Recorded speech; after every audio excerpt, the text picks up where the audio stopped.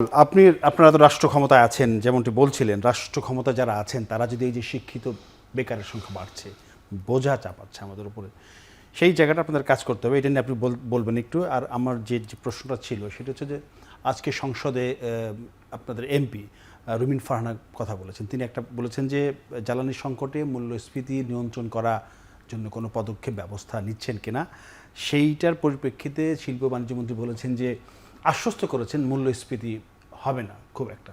মানে তারই বক্তব্যে ধরেন আমি আস্থা রাখতে পারছি না, আপনি কি পারছেন আস্থা?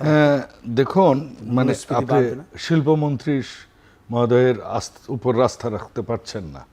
আমার কাছে মনে হয়েছে শিল্পমন্ত্রী মহোদয় খুবই অভিজ্ঞ প্রাজ্ঞ মানুষ এবং ব্যবসায়ী ক্ষেত্রেও ওনার অভিজ্ঞতা রয়েছে। নিখাদ ভদ্রলোক মানুষ এবং উনি কথা কম বলেন, কাজ বেশি করেন, এটা ওনার ব্যক্তিগত। কিন্তু দেখুন, আমরা যেসব পরিকল্পনা নিয়েছি, আজকে আপনার বিষয় কিন্তু অর্থের অঙ্ক। তো সেখান থেকে যদি অর্থ, যেহেতু ইনফ্লেশনটা কি পারসিস্টেন্ট রাইজ অফ প্রাইস, তো আপনি যদি দেখেন যে বিগত কয়েক বছর থেকে 2 অঙ্কের ইয়েটা কন্টিনিউ হয়েছে মুদ্রাস্ফীতিটা। কিন্তু আপনি একটা আশ্চর্য জিনিস দেখেছেন কিনা জানি না, মিডিয়াতে বিএনপিকে আমরা কোনোদিনও গ্লোরিফাই করি না, আমরা ন্যারেটিভ তৈরির রাজনীতিও করি না, কিন্তু এইটা কিন্তু তথ্য এখন। সেটা হচ্ছে যে গত রমজানে জিনিসপত্রের দাম কিন্তু বাড়েনি। এটা কিন্তু মিডিয়ায় আলোচনা হয়নি তেমন একটা, না হওয়ারই কথা। ওই যে বলেছি, বিএনপি এটা গ্লোরিফিকেশনের রাজনীতি করে না। তো এখন তো বৈশ্বিক পরিস্থিতি ভিন্ন, এখন তো অনেকটা চেঞ্জ হলো।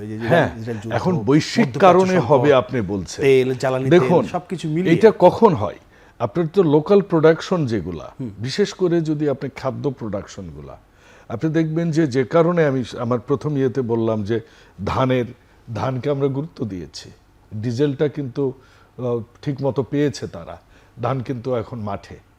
আমরা দোয়া করছি আকাশ যদি ভালো থাকে, সম্পূর্ণভাবে ধানটা যদি তুলতে পারে, আমাদের 80-90% লোক ধানের উপর নির্ভরশীল। সো এটা একটা বিষয় হবে। আরেকটা বিষয় হবে সবজি, যেটা সবজিরও আপনি দেখেছেন যে জনাব তারেক রহমান অনেকগুলো স্টেপ দিয়েছে, এবং পেঁয়াজ যে জিনিসগুলো মানে নক হয়, আপনি জানেন সরিষা এবার কতটুকু হয়েছে বাংলাদেশে। কাজে ওই যে সোয়াবিনের যে উপর নির্ভরশীলতা, একটা সময় যেরকম দেশীয় সরিষার তেলের উপর আমরা চলতাম, এগুলো বিএনপির কিছু পদক্ষেপ কিন্তু একদম রুট লেভেলে সাধারণ মানুষের জন্য কমে গেছে। নো আচ্ছা, তাহলে সেই সরিষার তেল এখন আমরা পাই না কেন? না, আপনি পাবেন না কেন? আপনি পাবেন, এটাই দেখবেন তো। সয়াবিনের তেলের তো ছড়াছড়ি, হ্যাঁ আপনি দেখবেন তো। আচ্ছা, তো আমরা তো ওই ন্যারেটিভ তৈরি করছি তো আমরা, যে সেই ন্যারেটিভটা কি মানুষের জন্য ন্যারেটিভ, পলিটিক্যাল ন্যারেটিভ না।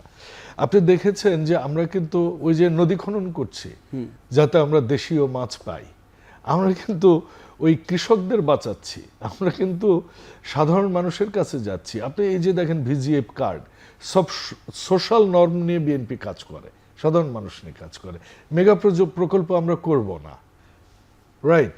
এবং আমি নিশ্চিত, এবং আমি নিজে তুলব, এটা আমার পরিকল্পনা, যে আমরা রিনিউয়েবল এনার্জি, যেটা আমরা বায়োগ্যাস, নবায়নযোগ্য জ্বালানির কথা বলেছেন আপনারা, গরুর বিষ্ঠা থেকে আমরা যেটা বায়োগ্যাস করতে পারি, বর্জ্য থেকে যেটা করতে পারি, আমরা সেদিকে যাব। সোলার নিয়ে আমরা কাজ করব। গত 17 বছরে সোলারকে তেমনভাবে উৎসাহিত করা হয়নি, যদিও পাকিস্তান প্রায় 35-45% তারা অলরেডি সোলার গ্যাসে চলে এসেছে। এগুলো দীর্ঘমেয়াদী প্রক্রিয়া, এগুলো তো সরকার চেঞ্জ হলে এগুলো আর কোনো কিছু থাকে না। না না না না না, এটা দীর্ঘমেয়াদী প্রক্রিয়া। আপনারা যা বললেন, ওই ভাবনাটা একটু বাদ দেন যে সরকার চেঞ্জ হয়ে যাবে। বিএনপি সরকার ভালো চালায়, আমি আগেই বলেছি। জনগণ খুশি, কারণ জনগণ শান্তিতে ঈদ করেছে, যে বেশি টাকায় মানে পণ্য কিনে ইফতারি করতে হয়নি। আপনি দেখুন, আমি যদি আবার ওই প্রশ্নটাতে আসি, আপনার যে অর্থের অঙ্ক, হ্যাঁ বিএনপি জাতীয়তাবাদের দল, আমি বলেছিলাম আমি জাতীয়তাবাদ মানে কি, আমার নিজের উপর আমি আস্থা রাখতে চাই, যেটা জনাব তারেক রহমান বলেছেন সবার উপর বাংলাদেশ। তো নিজের উপর আস্থা কি, দেখুন এদেশের মানুষ কিন্তু গত 17 বছরে আপেল, আঙ্গুর, এমনকি গ্রামের লোকেরাও ওই বিদেশি কমলা খাওয়াইতে পছন্দ করে। আমরা কিন্তু দেশি ফলের গাছ লাগানোর কথা আপনি জানেন যে 25 কোটি আমরা গাছ লাগানোর পরিকল্পনা আছে। আমরা কিন্তু ওই জায়গায় কাজ করি। কাজেই আমরা যদি দেশি ফল, আম বলেন, কাঁঠাল বলেন, লিচু বলেন, আমরা বলেন, পেয়ারা বলেন, পেঁপে বলেন, আতা ফল বলেন, আমরা দেশি ফলগুলোকে আমরা মার্কেটে, ফরেন কারেন্সি আমাদের খরচ হবে না, রিনিউয়েবল এনার্জি করলে আমাদের ফরেন কারেন্সি বিদ্যুৎ কিনতে হবে না। এইটাই হচ্ছে জাতীয়তাবাদ। একটু বলে আমি বিরতির আগে ধরেন এই যে আপনি যে বললেন আপনারা গাছ লাগাবেন, সেই গাছ বড় হবে, ফল হবে, আমরা ফল পাবো, দারুণ উদ্যোগ। জ্বালানি তেলের দাম আপনারা বাড়াচ্ছেন না, সমালোচনা হচ্ছিল বাড়ালে সব ঝামেলা মিটে যাবে, দাম বাড়ালেন, কিন্তু পাম্পের লাইন যেটা ছিল সেই লাইনটা কি ছোট হয়েছে? বড়ই আছে। বিরতির পরে এই বিষয়ে বিরতির পরে জানতে চাই।